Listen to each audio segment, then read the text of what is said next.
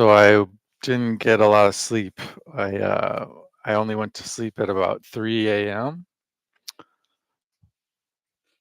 and then suddenly at 6 a.m. or so, I woke up with just crack energy, just tons of crack energy.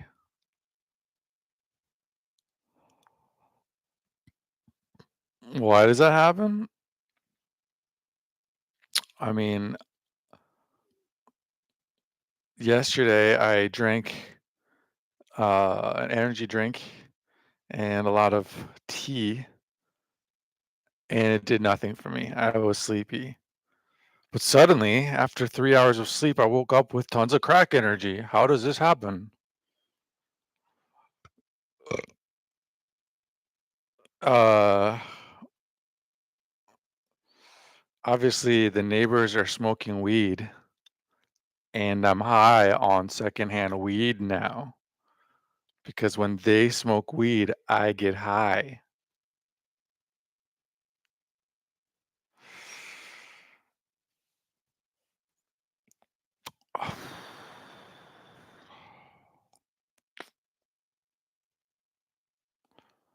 So I can't get good sleep. I mean, I was asleep. I was asleep. I was just asleep, and I needed sleep. I needed lots and lots of sleep. And then I was just up. I mean, up and going.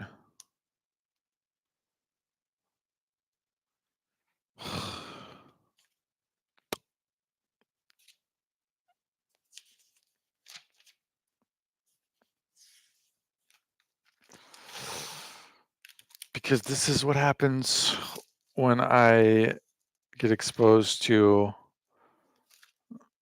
even a small amount of marijuana smoke.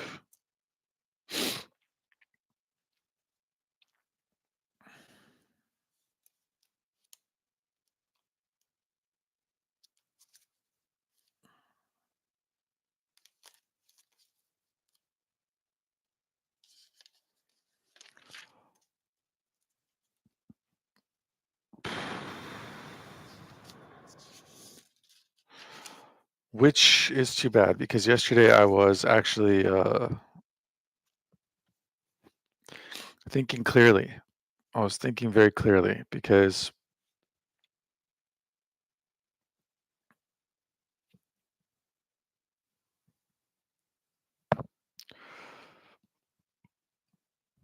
unlike usually where they smoke all evening long, they were not here in the evening and they didn't, or there was only a little bit of, they were only here for a little bit. So I didn't get super duper high like usual.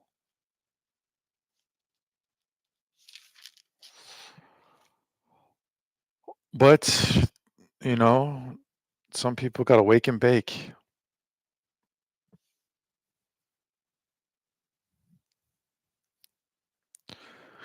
So they wake up, they smoke weed. I know they're awake. You know how I know they're awake? Because I'm awake. And why am I awake? Because of the weed smoke. Otherwise, I'd be sleeping. Typically, I sleep for way too long. And then when I wake up, I just lay in bed and listen to YouTube videos for like 3 hours. The only time I'm ever like up and have a lot of energy and like get going, start doing things is when I'm high on weed.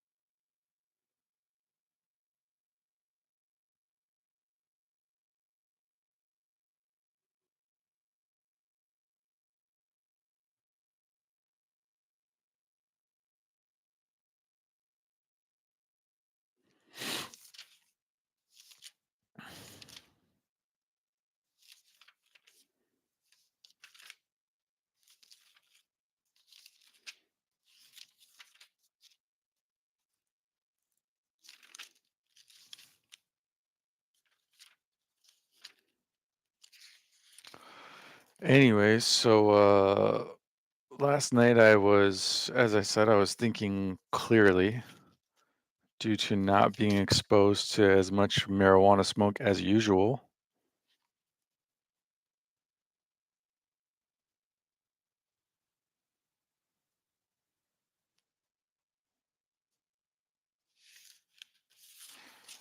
Trying to figure out where I started writing last night.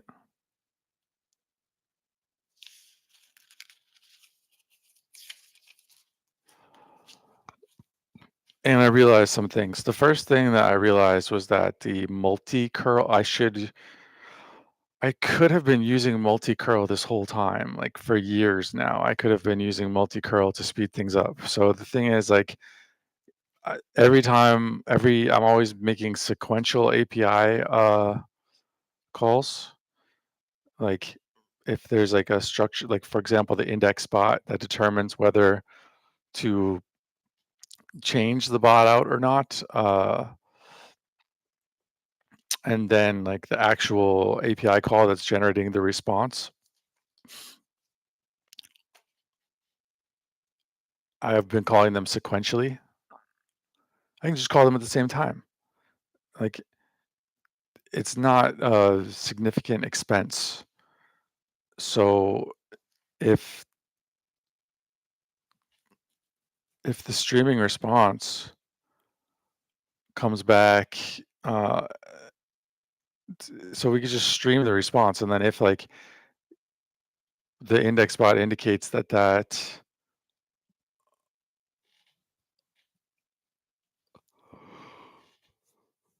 ugh, that the streaming response wasn't appropriate, then we just don't call get completion, and so it won't be committed to the chat history, and then the streaming response will disappear, and then it can just immediately move on to whichever response should have been.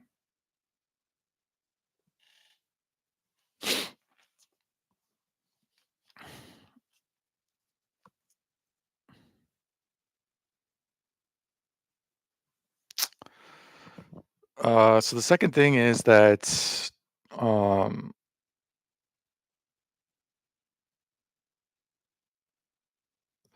yeah, I'm just unhappy with the FAQs, like, because it's supposed to generate FAQs, but it always generates just like not enough. There's only like two or three, and they're always very generic. They're like the top of funnel sort of questions, which the lower in the funnel they are, the better.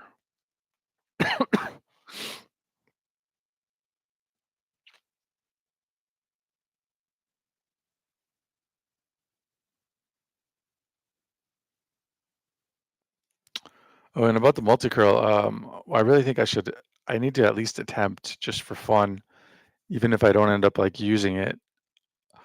Um, a like it should call at the same time. It should call the rag bot, the blog bot, and the feed bot, I should say, and the browser bot. But for the browser bot, actually, this is a good point that I should take a note of. Is that the browser bot, um, right now, what it does is it lists the pages, and that's great because that was the whole point, was just to demonstrate that capability. But it should really choose which page is most likely to contain the relevant information. And again, I can use multi-curl to grab multiple pages, but then respond based on the most relevant page or a mixture of information from a few of the most relevant pages.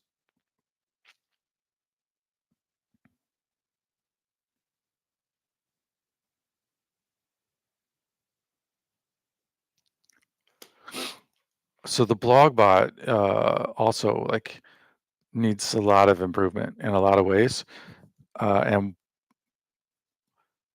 it should also be able to do that, like where it pulls from the blog and the most relevant blog post or multiple relevant blog posts just to answer your question directly. But it should give like a summary of the blog or like a guide to like what are the most common what topics are in the blog instead of just what it does. But also like it shouldn't be neutral. It shouldn't be like passive. It shouldn't just be like, oh, what blog post would you like to hear about? It should be like, or which blog post should you see? It should be like, this is a great blog. It has lots of great articles, and the best articles are on this topic. Maybe take a look. Would you like to see some blog posts on this topic? Uh, and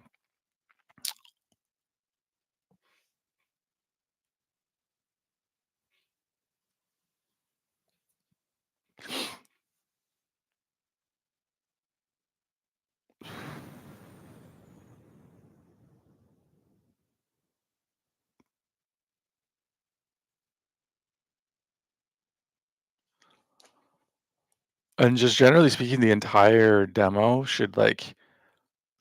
shouldn't just be neutral. It shouldn't just be passive. It shouldn't be like, what would you like to hear about?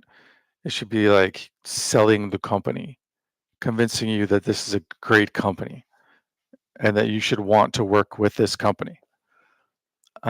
Because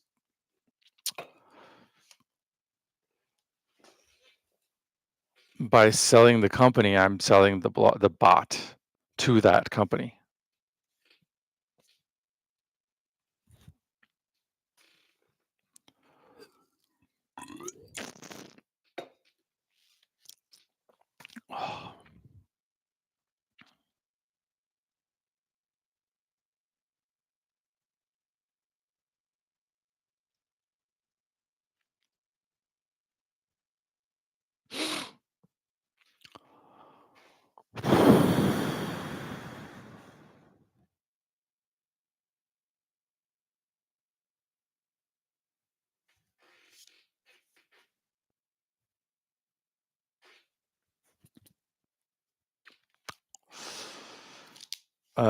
And then I have a note saying to make a review bot that serves the review in JSON LD.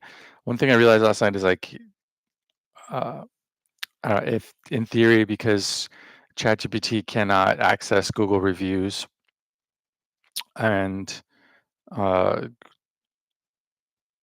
it doesn't actually know what Google reviews you have and don't have. So in theory, what you can do is in,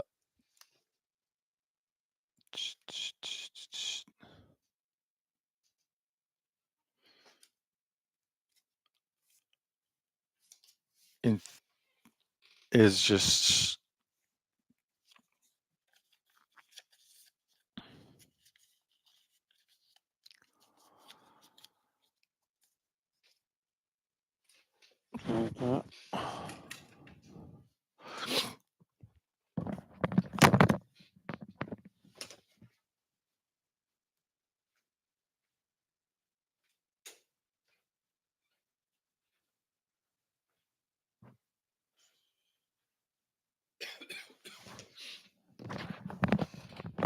ugh. We probably have another dose of weed smoke coming through here in a moment. But in theory, what you can do, right, is just put a bunch of Google reviews in your JSON LD, and uh, any AI that crawls your website will see them, but they won't know that they're not even real reviews.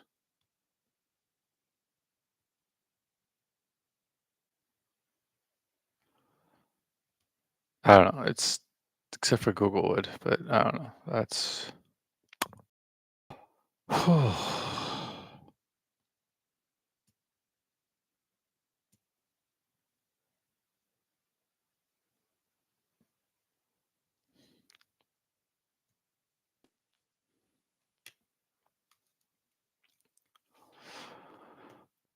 So anyways, oh, I turned off the light, but now I can't read my thing, so that was stupid.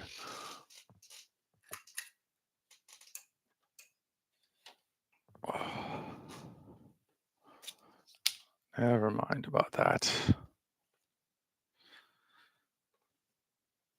But also, just people should be able to put reviews in their website easily. So I should make review generators, basically.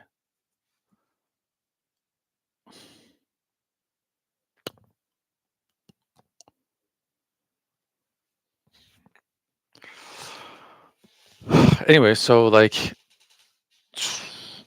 I kind of had like, so when I finally, like, I went for a long walk and I like cleared my mind and I was thinking very clearly. And then I had like three pretty clear threads of thought. The first one is just like a brain dump, just all of the things I listed about, let's see here, about 22 things that are just things that constantly come up, like, I should do this. Oh, I should do this. I should do this. I should do this. Um, but the only one that's like a new idea is the multi-curl idea, which will improve everything. It will make things faster. It allows me to do things that I wouldn't have even thought to do before because I was thinking I have to do these things sequentially. But if I don't have to do them sequentially, then that opens up new opportunity, new possibilities. But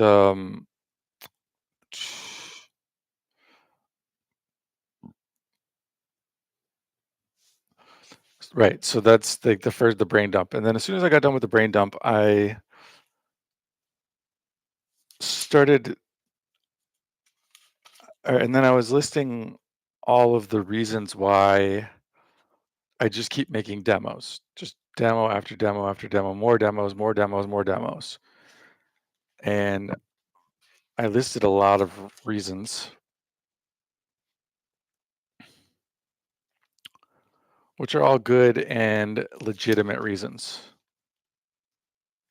But then what I realized was like, it's very important for me to audit the demos I made before, like to go back to older demos, like to the very first demos I made and work with them for a few reasons. One is just because if I don't do anything with them, then making new demos doesn't mean as much because I might just not do anything with them too. But if there's always like if it's in if it's on the server, then I'm gonna be recursing back to it and doing things with it. If that's the case, then um, it means more when I make a demo. But so that's one reason. Uh, the second reason is because it's like a it's like a sales audit at the same time. It's like, okay, so is the demo complete? If the demo is complete, it's like, did you contact the company? Did you send them an email? Did you make a blog post about this demo? Did you make a video about this demo? Did you call the company? Did anybody at the company use the chatbot? Did you get any feedback?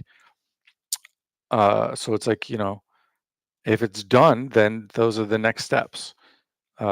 So even if I go and it's like, oh, it's got all the required files, it works properly, blah blah, and it's like, okay, so it becomes like a sales audit, um, because it's the trigger for sales.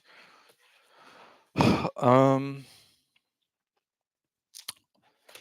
but another reason for that, which like led me down a whole new path of thinking, kind of, is that if I just made a demo and now I'm testing it, because testing is part of the whole demo making process, basically. Then if I spend more time testing it or like refining it, making little changes, whatever, like, then that basically adds to the amount of time that I spent. It, like, counts as having spent that time making the demo, and so what that means is, like, if I made the demo in 10 minutes, and it's like, okay, I extrapolate that out. It's like, if I can make a demo in 10 minutes, then how many can I make per hour, you know? Okay, like, I can make 5 per hour, let's say. So if I can make 5 per hour, then that, how many can I make in a full day? Yeah, like, I can make 50 if I want to. But if I then take another 20 minutes testing it and refining it, then that 50 per day becomes like 5 per day or whatever, right? So it's like the whole, like, testing the demo and is very much attached to the process of creating the demo. And there's like a temptation. So I want to just move on, move on, move on, move on to the next one, move on to the next one, refine the process, get better and better at the process, make the process more automated. Um, and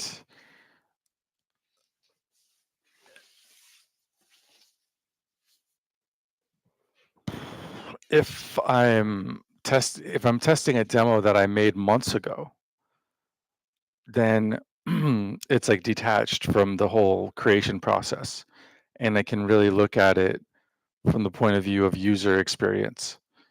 And I can really think about, because and I realize, like, in terms of, like, the low hanging fruit for automating the bots, there's not that much more low hanging fruit. Like, yeah, I could have it like it makes the bot automatically. I don't have to do anything, and then it automatically sends out an email.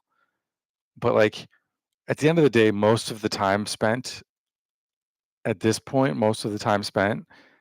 is um, testing the bot, unless I want to just not test it, and then, like, making a blog post, making a video, sending an email. So, but on the other hand, looking at it from the user experience, from the perspective of user experience, there's, like, a lot of low hanging fruit, a ton of low hanging things that things that I don't usually do because I'm like in like the production mode, and I'm not thinking about it in terms of, like, well, what if I was a user that's never used this before and doesn't know what it does? And um,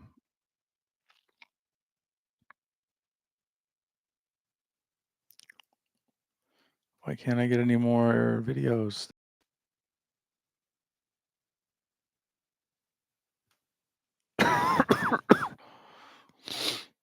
Ah,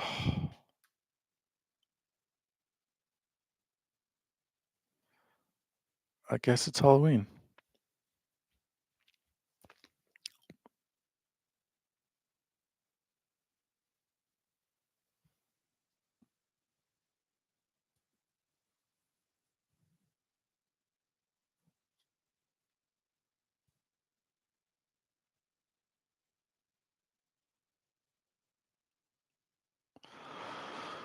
Okay, so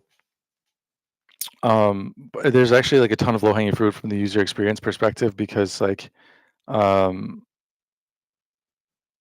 just like there's things like what I call the bots, like the knowledge bot. Why even call it that? Like, that was just something ChatGPT came up with. I just went with it because just going with whatever ChatGPT says is like the most efficient in terms of. Uh, is this the same one that I was just messing with? In terms of, like, streamlining the creation process, but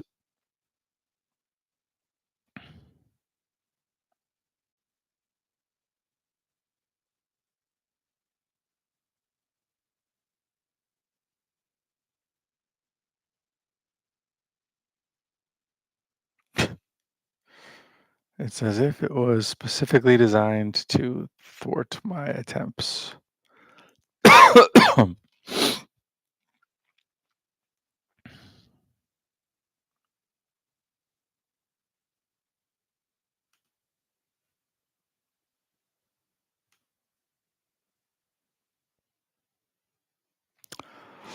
But there's things like just adding like little words, their explanations of like, this is what I am, this is what I can do for each bot. Just changing the descriptions and the manifests, changing the system prompts, things that like honestly wouldn't take a lot of time or effort, but could drastically improve the user experience. But when I'm like looking at a bot I made months ago, I'm detached from the process that was used to create it. I don't feel like I'm adding time, which then gets multiplied times the number of bots I need to do. And so I can like slow down and really think about how to like really improve the quality of it. And that kind of led me down that path of like, oh, it should actually do sales for this company. Like it should sell the company. It shouldn't just be like neutral. It shouldn't just be like, here I am. What would you like? It should be like, hey, this is a great company. Let me show you the great things about this company.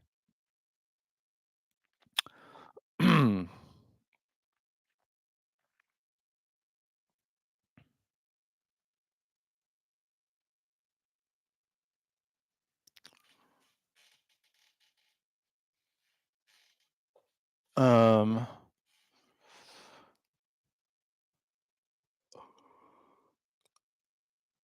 I think that thinking kind of led me down a path where, well, a couple of things. Like, first of all, like I definitely like lost the thread on SEO. Like before I was reading all these articles on SEO, I felt like I was like at the forefront of what's going on in SEO. I was like up to date on the latest news and I was like looking at the new SEO news every day and like building on what I already knew. But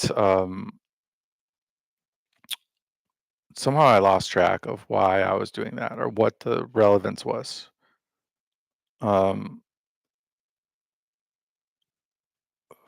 it just like it's like if I like reading more SEO news just seems not particularly beneficial.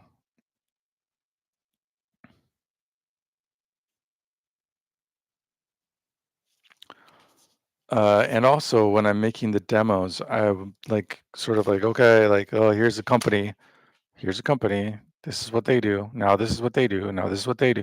Like I kind of lost track of what I want to say about each company, I guess.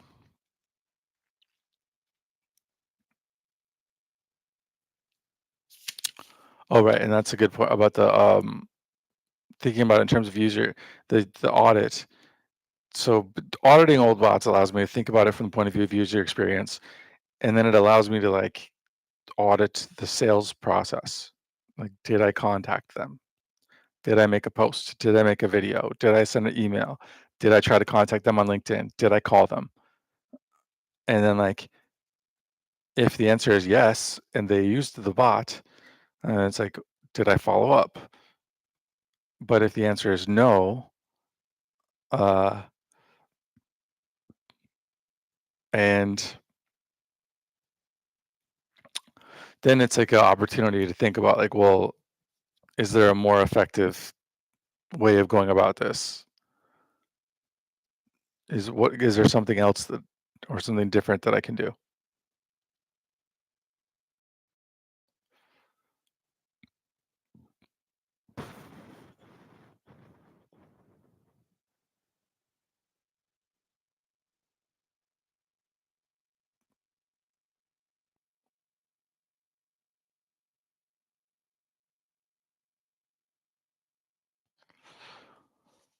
Um, so as I was saying about like in having lost the thread in terms of SEO,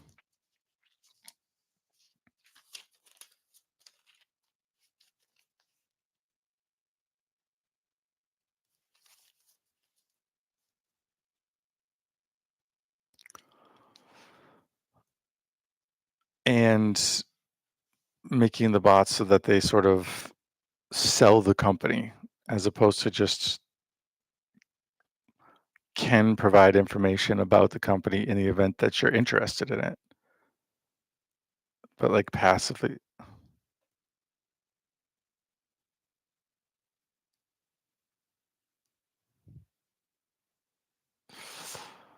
Don't make me add a prompt where I say do nothing or like do minimal things. Don't make me do it. I just want to take an image and generate a video, and it's just like minor movements.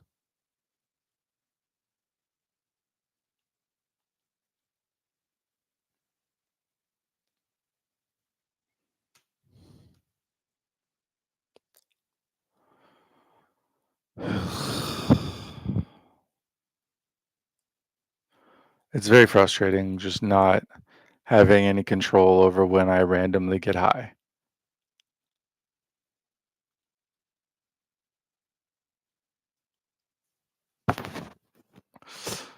And then a couple of things when I'm high, first of all, like I'm just like go, like go, go, go, go, go. Like I never do that. The recursion because I was thinking clear last night. I was sober. I was I was walking. I was getting my brain organized, and then I automatically just start thinking, oh well, like when my brain is organized, like I make my demo should be organized. Like my sales process should be organized. Everything should be organized. Everything should be systematic. Everything should be I don't actually not I don't wanna say systematic necessarily because that's, like, yes and no. But when I'm high, 2 things happen, like, 1, I just have this crack energy, I'm like, "Go, go, go," and I don't have any time for people. I don't have any time for people, I don't wanna explain shit to people, and so I rub everybody the wrong way. Uh, they're like, "Explain it to me," and I'm like, "No, I don't have time to explain it to you,"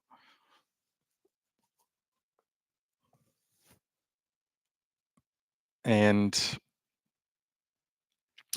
I just keep doing new things, whatever I think is, like, the best thing to do, which can be good at some times, but, like, it'd be better if I sort of get to the end of the road in terms of organizing things and thinking clearly and solving problems, and there's no low-hanging fruit there, and then I get high intentionally, and then I, like, zoom, zoom, zoom into different just doing cool things for a little while. But when it's just like the neighbors smoking weed and I randomly get high, and it happens literally every day before and after work time, and then all weekend long. It's just very frustrating because like it doesn't really necessarily match up with my ideal work schedule.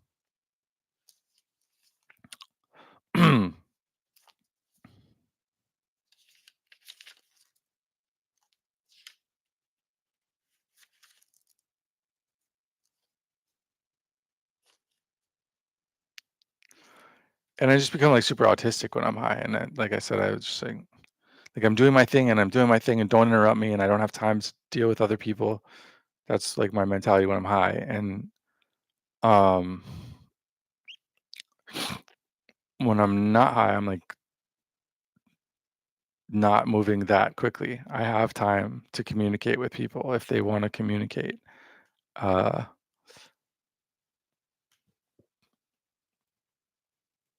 I don't know.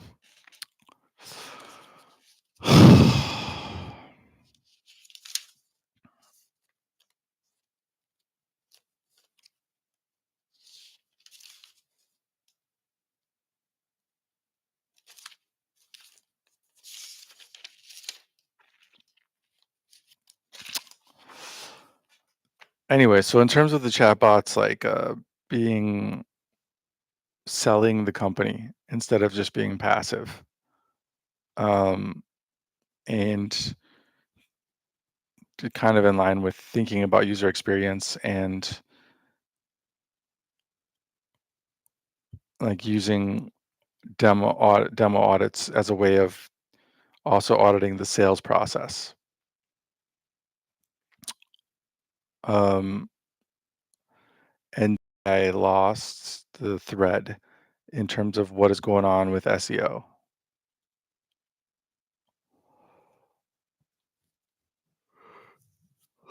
What all that led me to was like the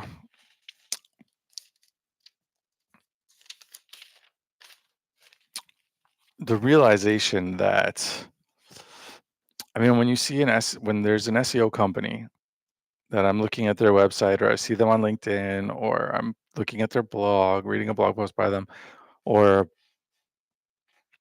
um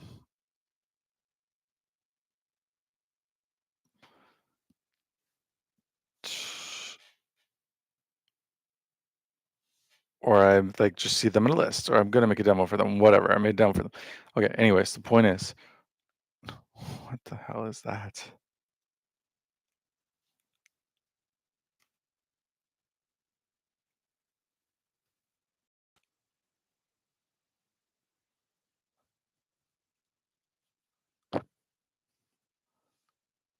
Wow, the sun just appears out of nowhere like that. Uh So you just kinda, like, take it for, like, "Oh, this is an SEO company." Like, "Okay, this is an SEO company." Like, as if it was, like, a fact of the earth, like, that this SEO company is a mountain that was just it's just been there from the beginning. It's turtles all the way down, and it's like, "No, there's a story." And the problem with using the word "story" is that a lot of companies have a page on their story. It is at best like a tiny, inadequate fragment of their story. But like this SEO company has not existed since the beginning of time. Like it started for a reason. The founder first had reasons. Whoa. And it's different in different cases. And then for each company, um, yeah, and yeah, okay, so it grew out of something else. Like, and some people, it's like, oh, they just were helping. They built websites and then they got into it, or like friend. And like some people, like they worked for a marketing agency and then they decided to start their own thing. Like it matters. It changes the dynamic of the company. Uh, and then s- like for each company, like they're really good at probably. And things that they're not as good at, but they're not going to say that on their website. Like, they're going to be like, we actually kind of suck at this. Like, but, um,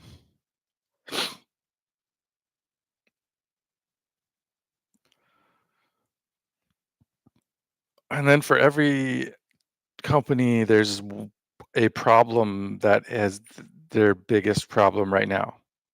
For any given company, there's a one problem at least, that is the biggest problem that they are currently facing, and that is their story at the moment.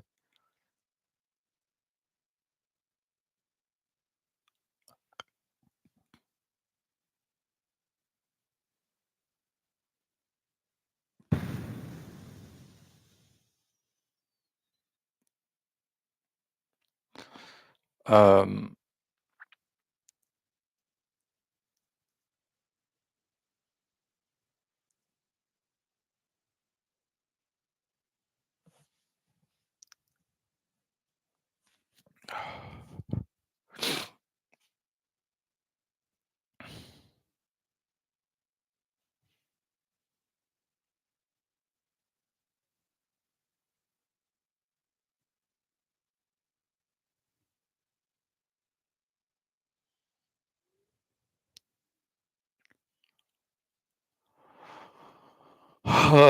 okay, so pothead number two has left the building. So hopefully we're gonna get no more giant waves of marijuana coming through here until the afternoon when they come back and smoke more marijuana.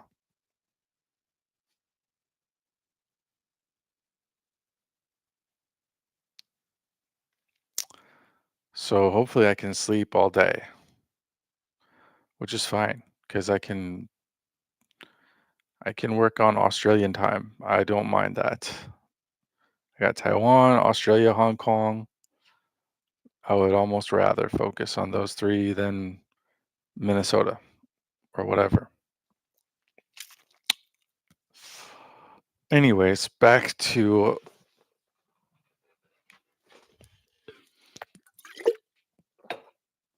I wish I was like the way I was 10 years ago. I just drink some energy drinks and just go, just keep going, just do like a 20. But now it's coffee, energy drinks don't do anything for me. They're not gonna in any way give me an energy boost. I can slam I could slam 600 milligrams of caffeine and then just go right to sleep. But weed, I'm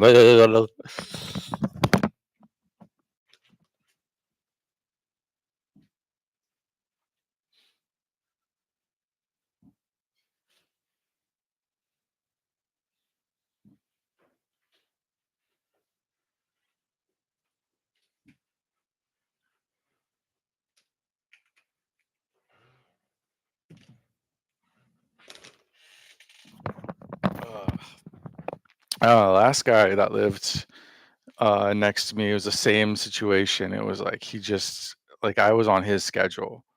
He went to work early and I would wake up high. And then I would be like, "Why am I awake right now?"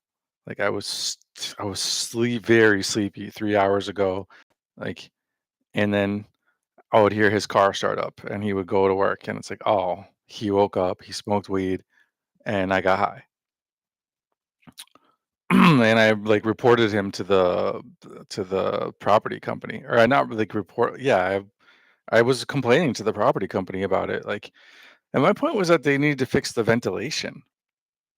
Like, if somebody in the other unit smokes weed and then I get high in this unit, that's a ventilation problem. But, I didn't wanna push the property company to fix it because then I'm the problem. And all they would do is just repeatedly send out text messages. "Don't smoke weed in the building. Just a reminder, don't smoke weed in the building," which is like, that doesn't matter, and it's not illegal. So it's like, there's nothing. And I truly like got to the point where I was like, this is all in my mind. He's not even smoking weed. And then he, like, went on vacation for a week, and I was like, "Holy shit, I'm normal again. This is amazing." And, uh, so then I was like, "Oh, no, it really is, like, it really is. Not only is it the weed smoke that's affecting me, but it's specifically the weed smoke from that unit." Um,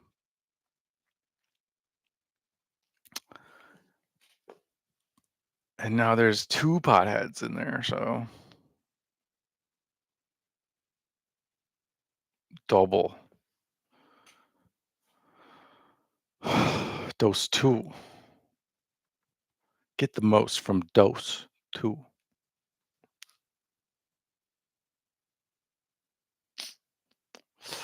Anyways, yeah, so each SEO company is unique. They have a unique story.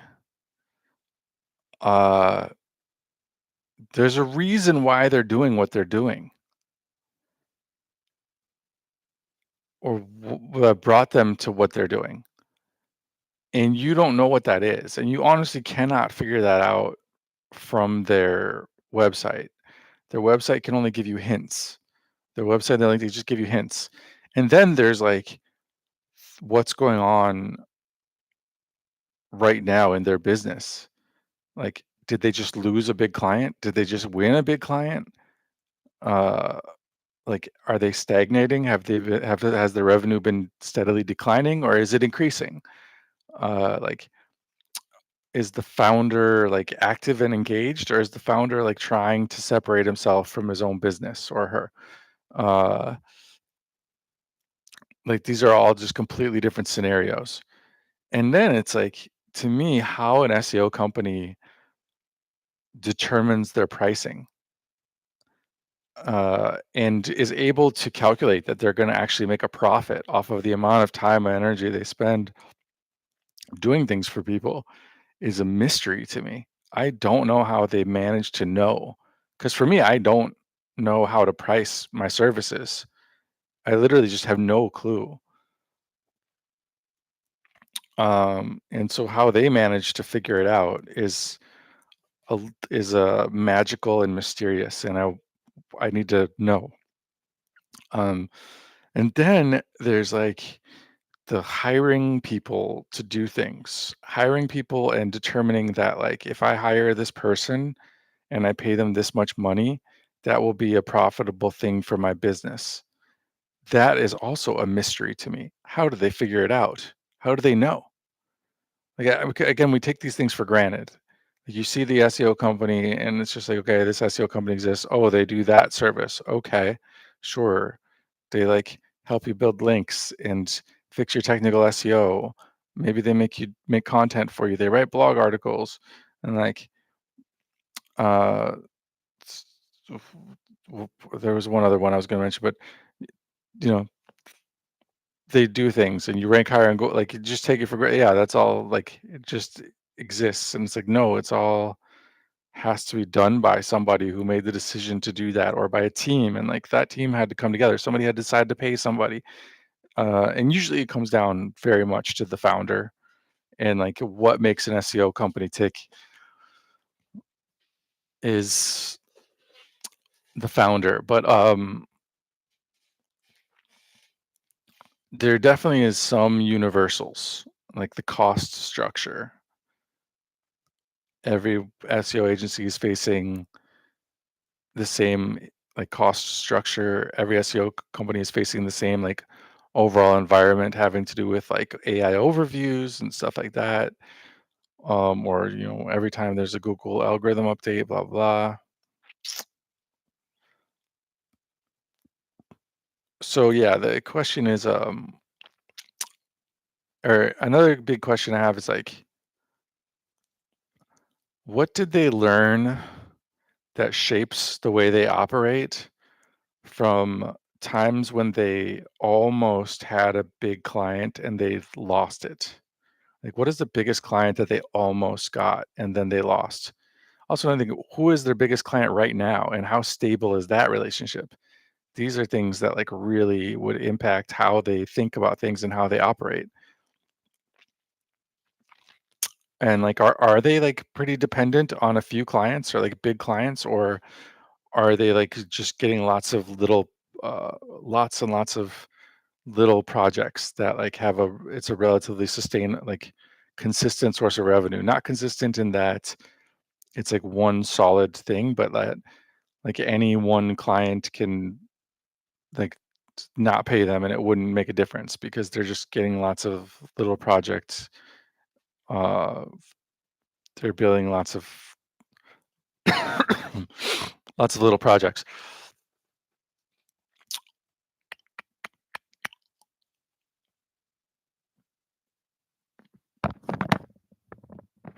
So these are things I want to know.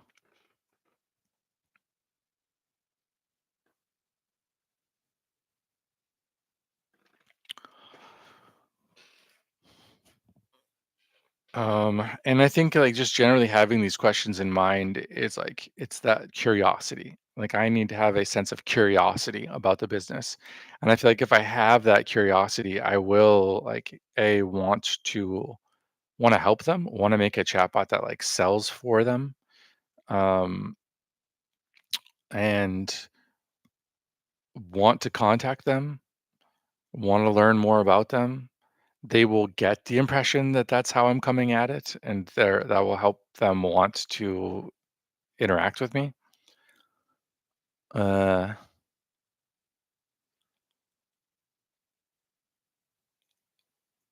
and if you don't have that curiosity, if you're just thinking in terms of like, well, this is a SEO company, and I made a chatbot, and like I'm gonna send them an email, and like I hope they like it, or like like then I don't know. It sucks. Like it's not engaging. It's not stimulating for me personally, and then like it's just probably not gonna end up accomplishing anything either. But yeah, like if I have that curiosity, even if like they don't respond to an email, even if they don't answer my phone call, like, I'll find a way. I'll figure out how to what's the best way to contact them. I'll do something unusual or, like, comment on their blog posts or, like, talk to them on Twitter or, like, find a way to, like, to start the make the conversation about them and keep the conversation about them, and only bring my chatbots into the equation when it's like, I have an idea about how this can actually improve your business without causing you a lot of problems.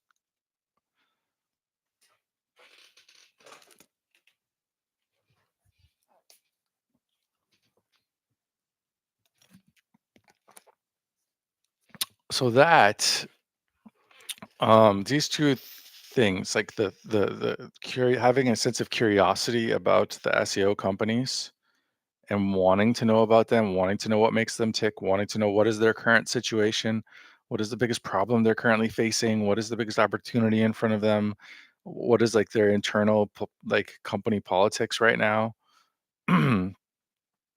um, plus the multi curl, it just makes me think like also that's another big question about how SEO works. Like, who does the sales? Like, I don't get it because there's not like a lot of job ads for SEO salesmen. There is for, like, SEO writers and stuff, but not sales. So, like, who does is it the founder every time? Like, people have to spend time and energy responding to leads, and also, that's another big question with, like, the marketing. It's like, if they are marketing, if they're selling marketing services, do all of their leads come through the same marketing services that they're selling to their clients?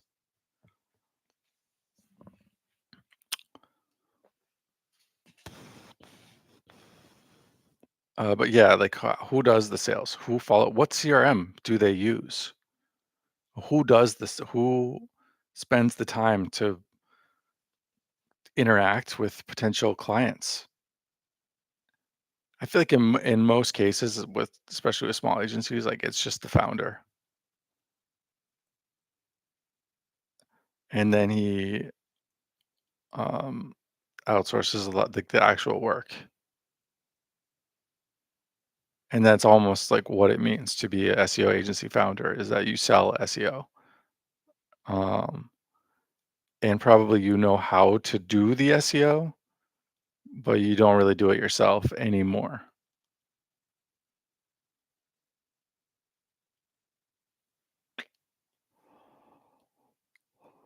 But anyways, it's sort of like, okay, well, put myself in their shoes. Like, if it was my job to sell SEO for them, how would I do that? What would I do?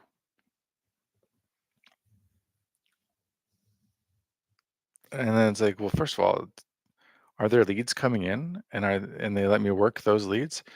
But so then so it's like, yeah, how many leads does an SEO agency get typically? What channel are these leads coming from? All of these things like are different. What I'm saying is like these are things that make one SEO company different from another SEO company. Because when you just look at their websites, it does kind of seem like they are all just offering the same services, and they're all saying that they have a great team. They're all saying that they do a good job, and like, how could you possibly make a distinction between them? And that's another question. Is like, if somebody came to me based on the fact that I spend all day every day for the past few weeks at least researching SEO agencies, and somebody came to me and they're like, "So who do you recommend? Based on what you know, who do you recommend?"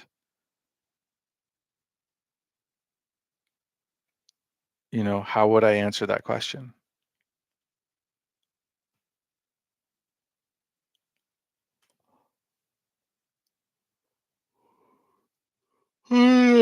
But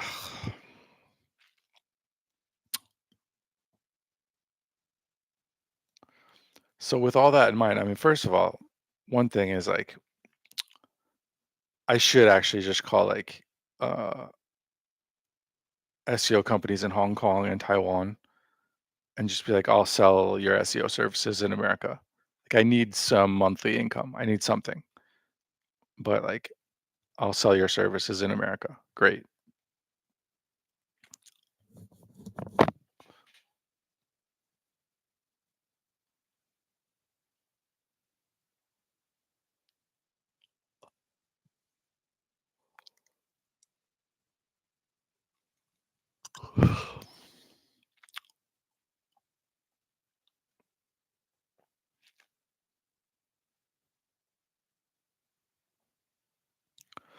But okay, but so with the multi-curl and this idea of like selling the company, using the chatbot to sell the company, and then I thought, I should maybe reevaluate the whole like sales bot thing, which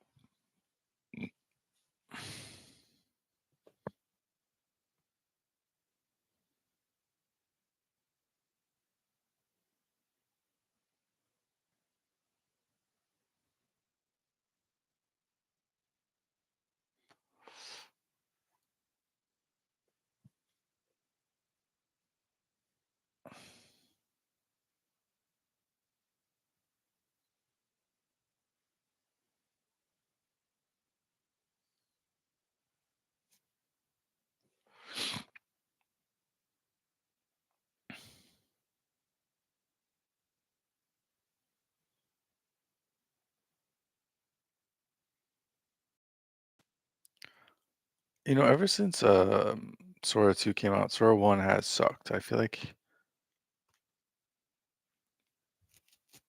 it started like trying to be cinematic or something. I don't know how that happens. Anyway, so think yeah, so like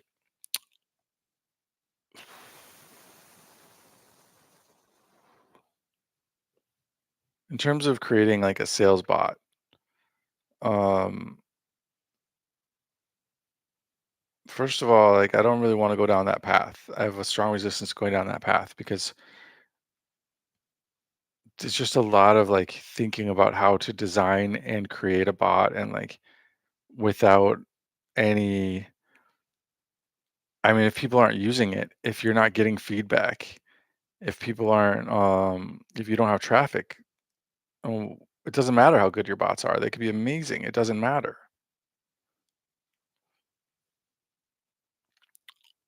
So that's the first thing. But the and then it's like that is more involved than the ones that I've been making. Like the ones I've been making, I keep it very simple. Each bot does one thing, basically. Like either it's a web form, which again I don't really even do, or uh, it just has access to their blog. It just has access to the pages of their website. It just has this access to their graph, their graph JSON. Uh, and then yes, the idea is that like it can be combined in a way where like it's switching them auto magically and you don't even know what's happening behind the scenes.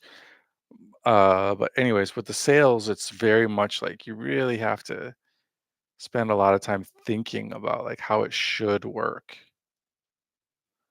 You can't just make a prompt that's like sell it. That's not going to accomplish anything.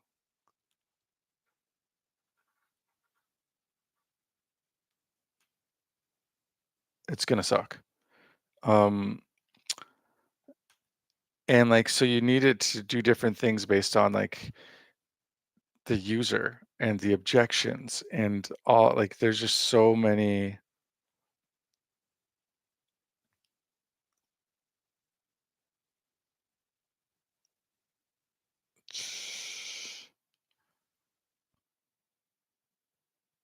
But that said, with multi-curl, it makes that a lot more possible because you don't have to always be doing sequential API calls.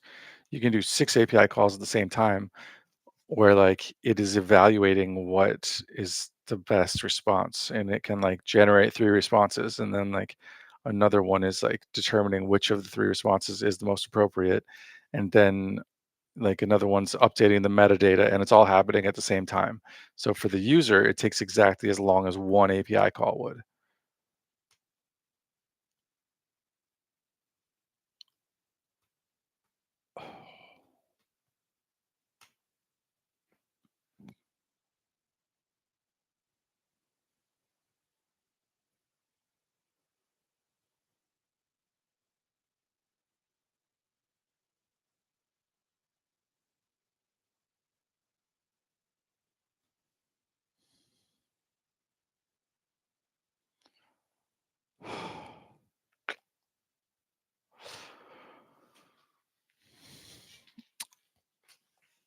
Um, so on the technical side, it could be easier than before.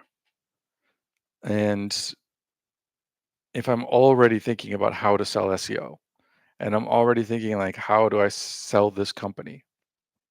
How do I like understand this company in a way that allows me to help portray them positively? Then it's like not a big jump to like be like, okay, so now how do I make a bot that does these things? And like okay,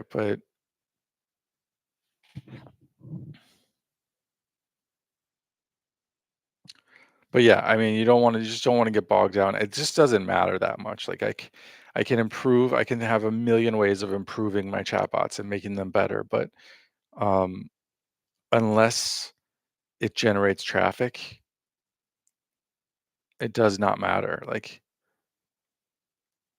nobody knows if my chatbots are good or if they suck because I'm not getting any traffic. So like the only ones that are working that are like in production, people use them all the time and they're going great. And it seems like and it seems like it's helping people.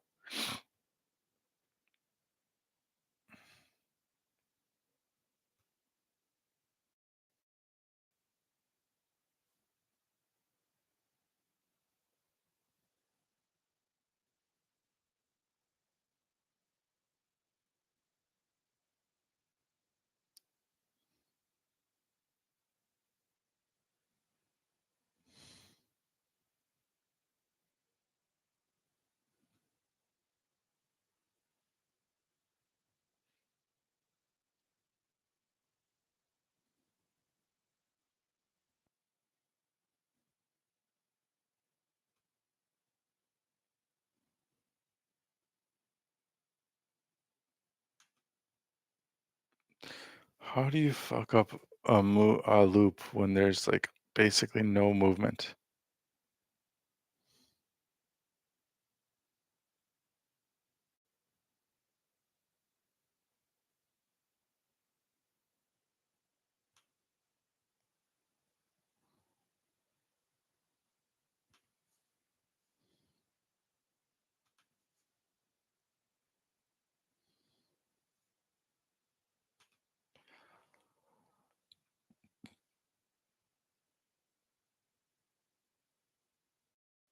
So yeah, I don't want to spend a whole bunch of time thinking about that if it's not going to be something that's actually going to generate traffic. But if I had really thought like oh, I get like the core of it, like the most important piece, like if that snaps into place for me in mentally, then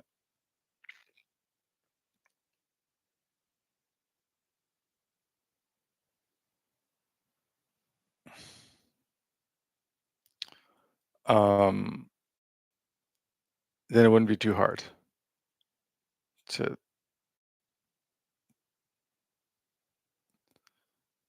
make that. The hard part is just thinking, but if I knew how it should work, then actually coding it wouldn't be a big problem. But it's like if I'm coding it, if I'm like coding a little and then thinking about how it should work and then coding a little and thinking about how it should work, like that's a very inefficient process.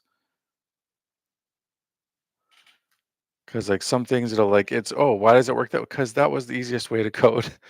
And then it's like, I don't know. It's just not, yeah, you gotta, if I knew what I wanted it to be like 100%, then I wouldn't have such a hard time coding. But also it has to be simple. If there was like a simple thing, but it's both simple and effective, then I could code it up. And I would. But I'm not going to spend a huge amount of time thinking about how should it work and then making it work in that way.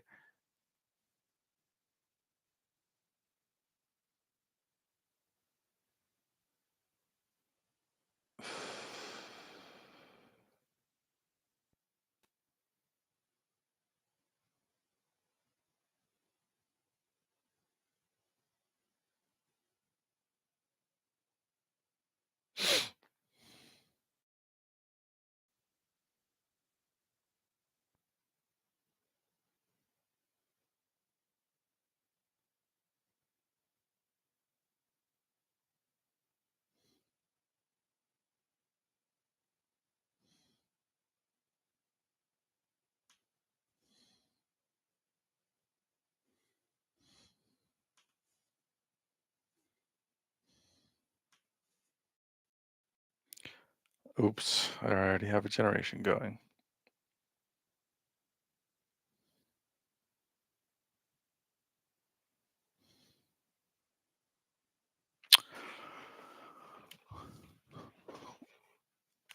Anyways, though, so I did I did make two demos last night. What time is it in Australia? 7:39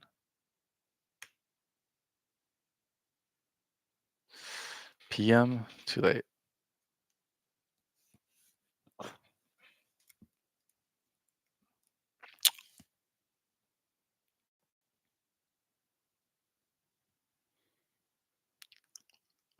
I think I had it make a list for me.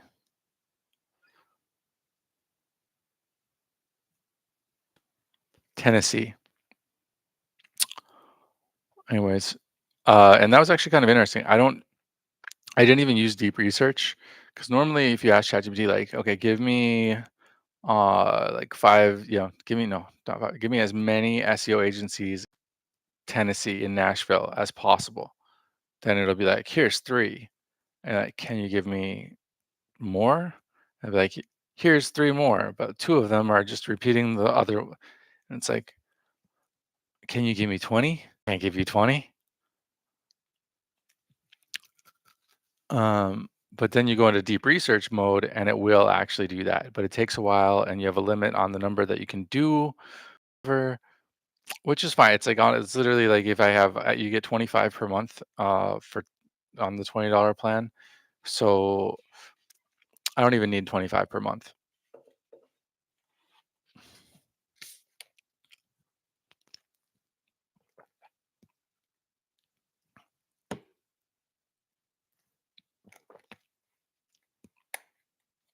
But it does always kind of just like when there's a limit, it's like, you're like stingy with it. Um, but anyways, in this case, what I said was like list the top suburbs of Nashville and now give me two SEO agencies for each of those suburbs. And so it listed 12 suburbs and then it gave me two agencies that are based in each suburb. And so that gave me 24 agencies uh, in the Nashville area. So it's like I kind of tricked it into building me a good list and without having to use deep research. And I think that's kind of like a good a good way to go about it. It's like instead of being like, show me SEO agencies in New York, it's like show me SEO agencies in this part of New York, and now in this part of New York, and now in this part of New York. And it's like if you go through the list of every part of New York, you're going to end up with a list of 100 agencies. Whereas if like you would have just been like, give me 100 agencies from New York, you would be like, nah, dog. Who you think I am? It's not how I work.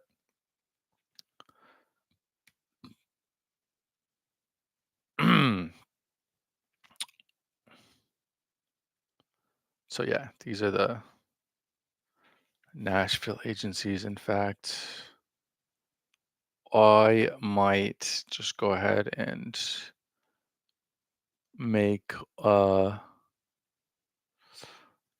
Tennessee. Hope I spelled that right. Just two of every letter. Tennessee.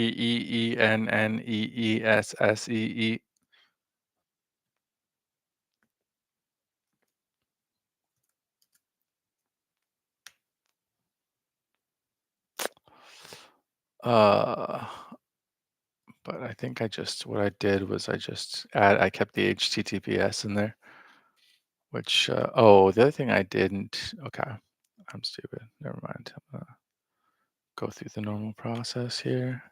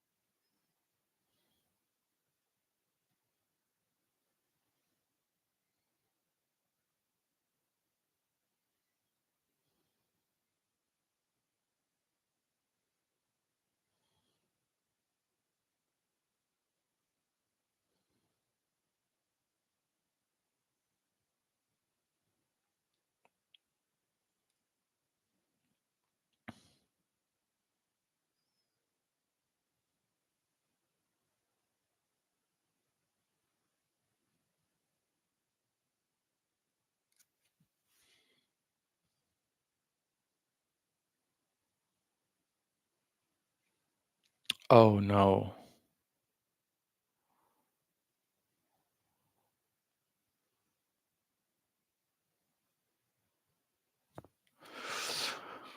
Oh, I didn't realize a lot of them on this list, they have, I don't even know what the term is for this, which is weird because I definitely used to know.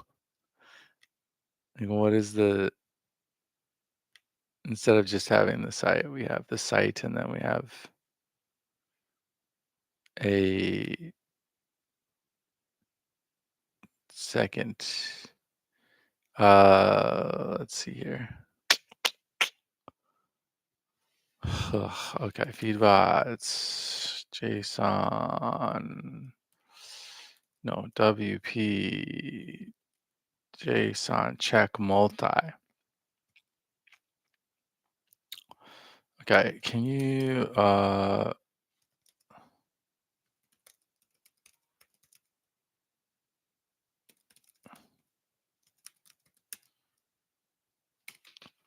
don't even know what that's called. So we'll take a look at those, but let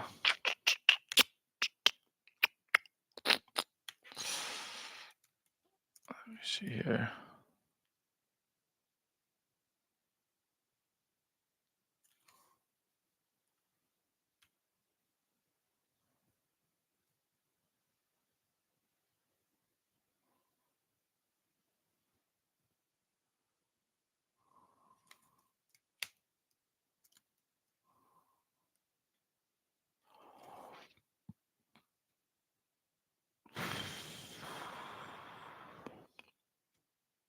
Digital in Australia.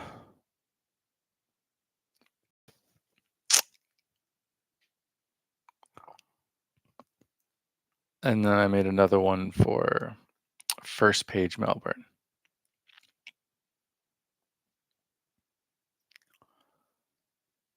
Speaking of two SEO companies with very different stories, which one should you go with? I mean, if I were to recommend one or the other, like the first question is like, is there a big difference in the pricing? But people are not transparent with their pricing. Like basically no SEO company just puts their prices out there. So it's hard to say. However, let's see here.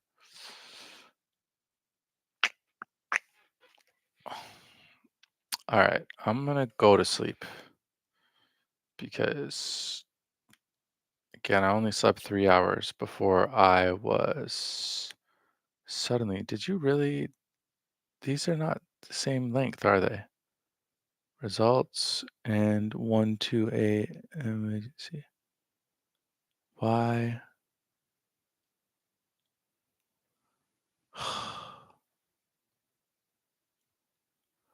Also, easy marketing. I don't know about this list. Okay, you know what? I don't really care. I'm just gonna use the second list. See, that's yeah. Here's the list, the original list, and then here's the list with the. What do you even call? What do you call?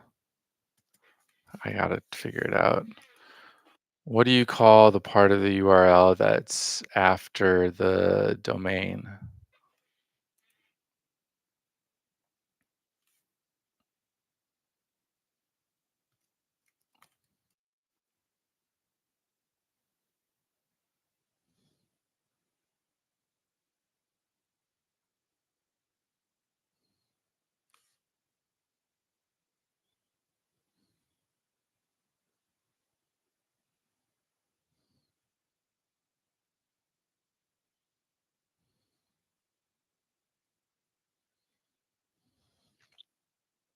The path.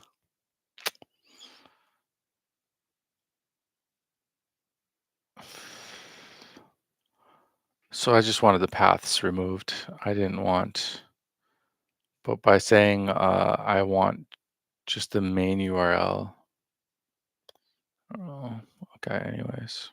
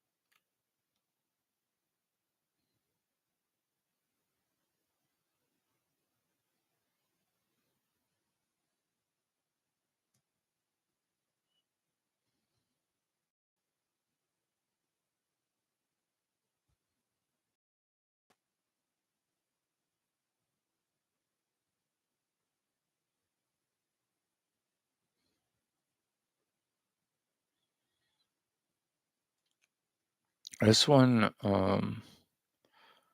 it will be fine because even though there's that,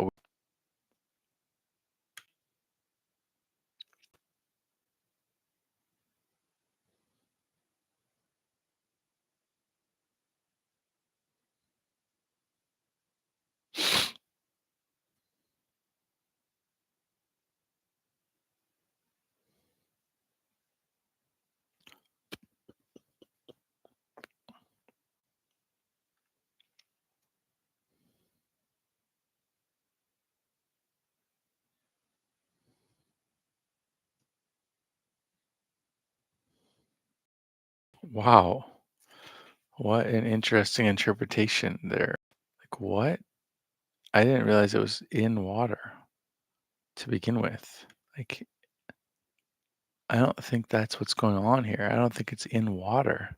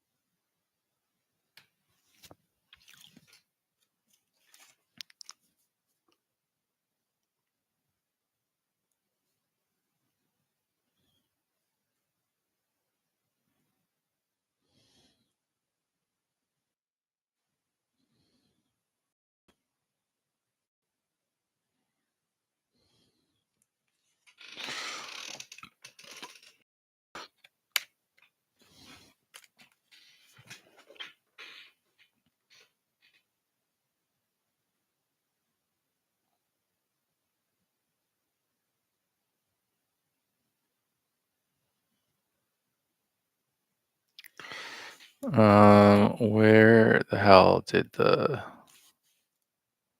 oh, this is not where this in the wrong spot here.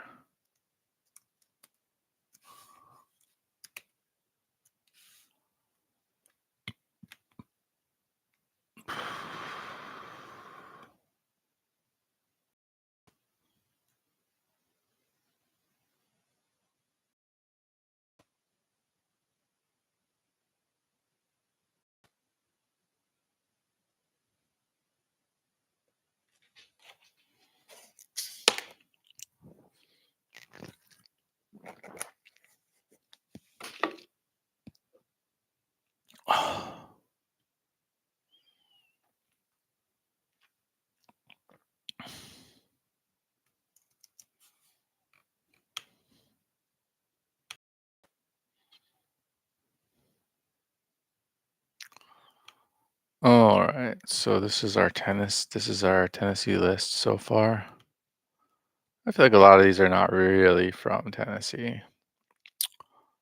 And I should definitely ask ChatGPT to remove the ones that are not from Tennessee, but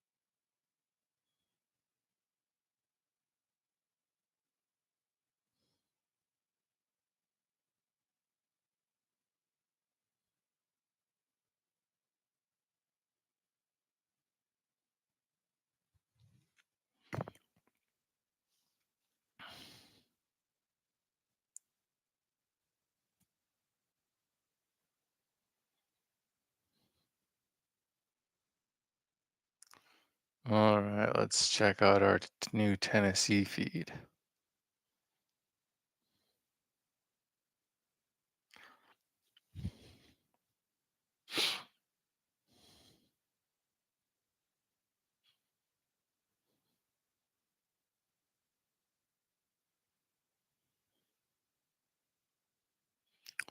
Interesting.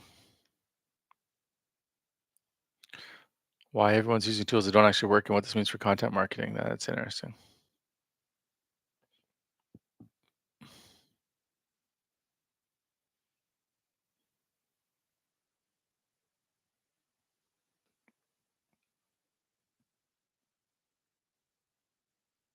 Google retires 6 structured data types.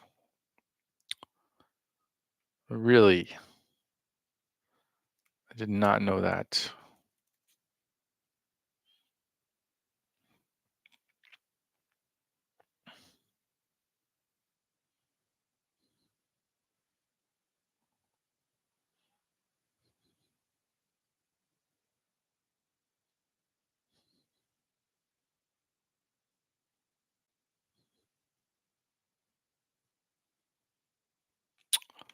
Quiz markup. How to markup. Video game schema. Exercise and diet schema.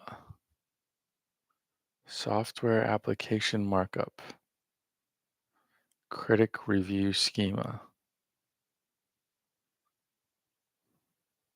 Okay, well, they retired a bunch of schemas that I did not know existed, so I don't know that that's going to affect much. All right, well, it's 9 a.m. on the East Coast.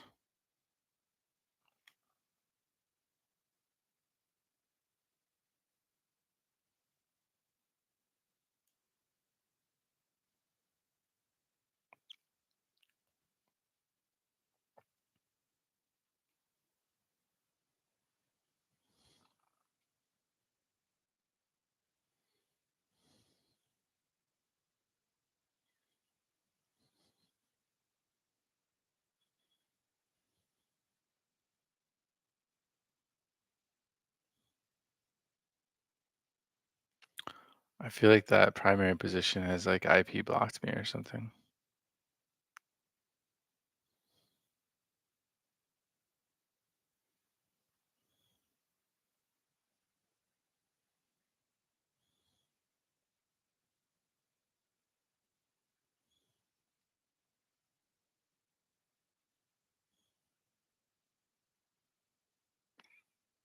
Don't think the adfirm.net is actually New Yorkian. How did this happen?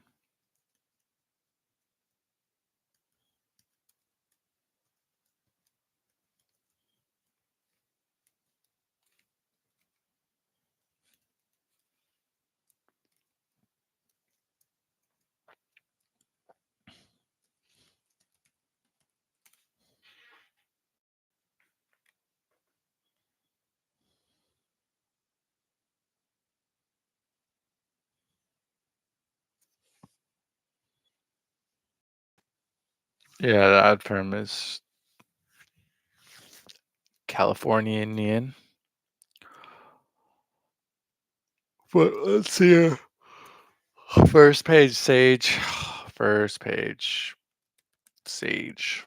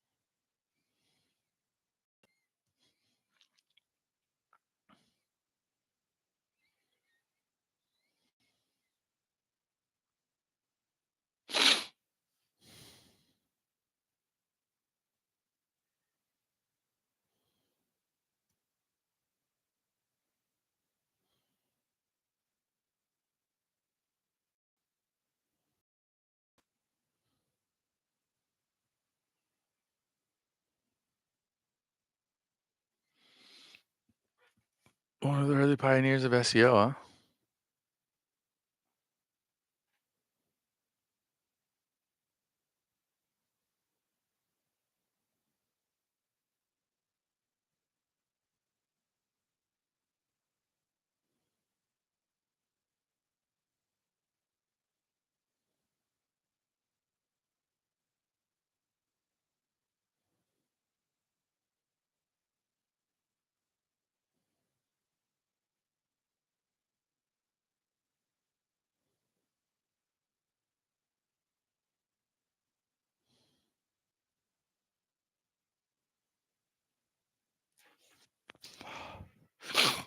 huh? Um, okay, but where are you located? That's what I came here to find out. For now, all I want to know is, are you really in New York or not?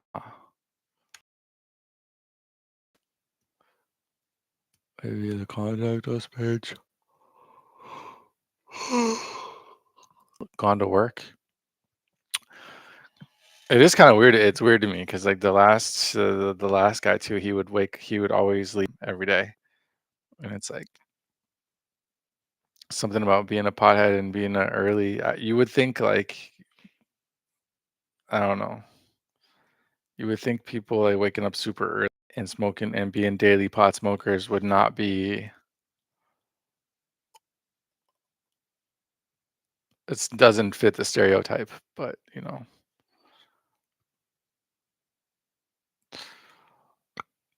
But they wake and bake every morning, and it's like,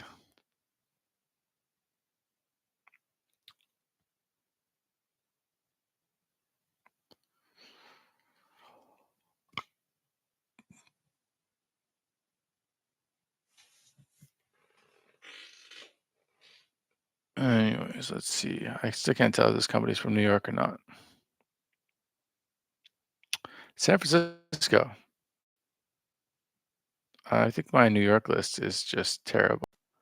All right, can we find a company that is actually in New York?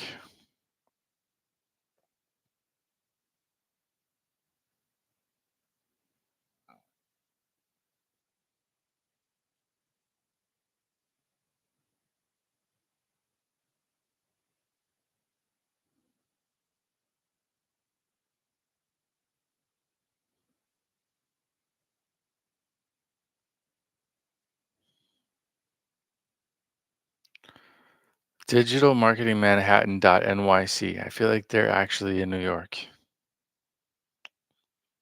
But I was kind of trying to look for one that put out a website or put out a blog post recently. First Page Sage has not, or is not in New York. The ad firm, not in New York. SEO Profi.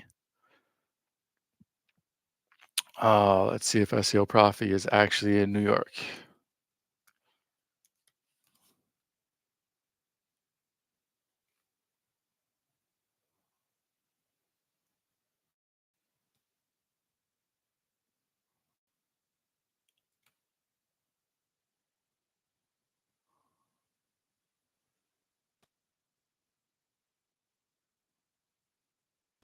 $407. Does that sound New Yorkian? Florida, Orlando, Florida. Damn, this list is terrible. I definitely didn't use deep research on this list, is probably the issue. What about Big Fin SEO?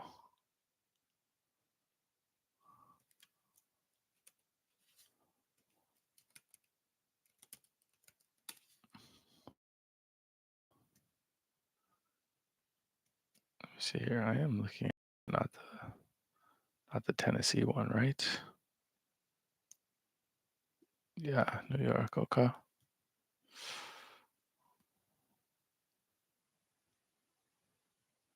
New Jersey, close enough.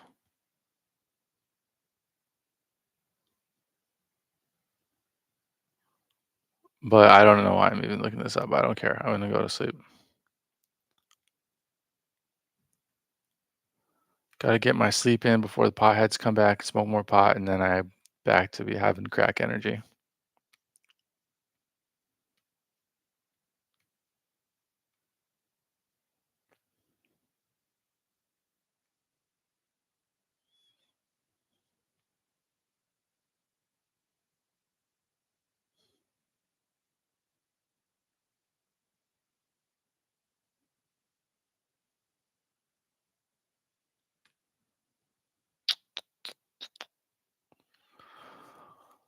Hold on. What did they write? Big Fin SEO. They wrote,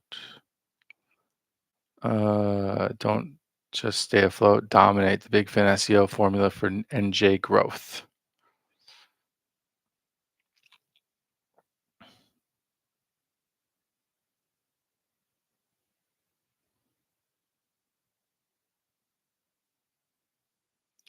The top generative engine optimization agencies of 2025.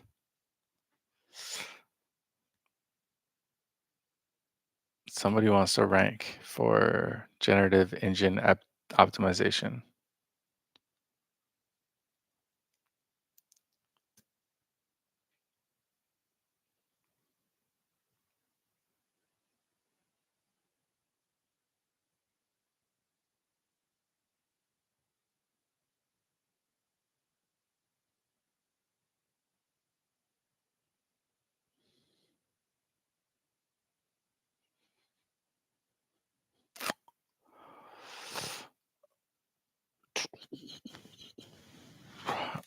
Yeah. Do I have any? Alright, it doesn't matter. It doesn't matter, it doesn't matter. I'm gonna go to sleep. I don't care.